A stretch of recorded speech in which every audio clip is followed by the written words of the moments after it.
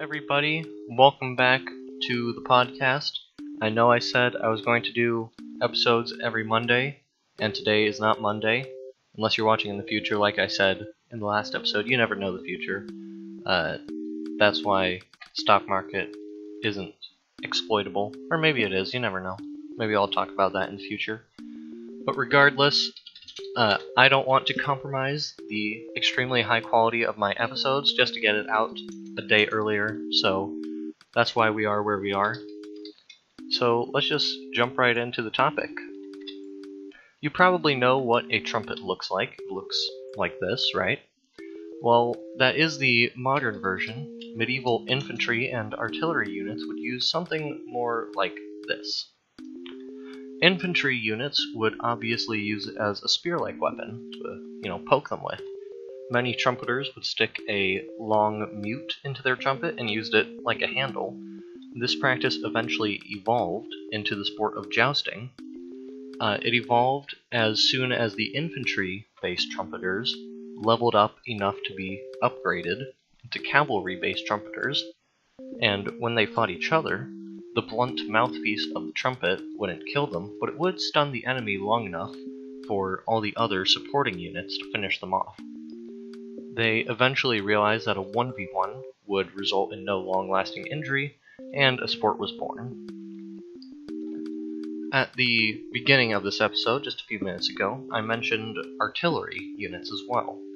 This means stuff like catapults, the much superior siege weapon trebuchets, and what we'll be discussing in today's episode, cannons. After being fired, the cannon would require cleaning of gunpowder and stuffing the new cannonball into the tight barrel, done by this guy over here. He uses a specialized tool with a feathery bit on one end and a blunt part on the other. Now, medieval people hadn't discovered hygiene yet, and the word cleaning wasn't invented for centuries, so they would only do the stuffing part of loading the cannon and would completely skip the feathery cleaning part.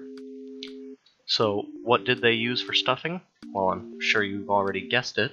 It's everybody's favorite blunt weapon, instrument, and cannonball loader, the trumpet.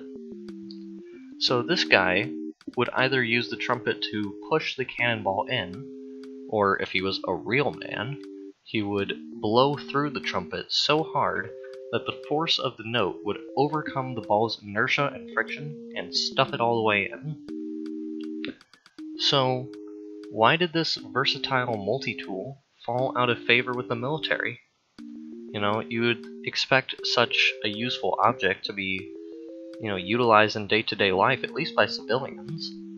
Well, the main reason is, sadly, it was outclassed just by the wheels of time. Spears replaced trumpets as long infantry weapons. They were much more effective at killing people as well.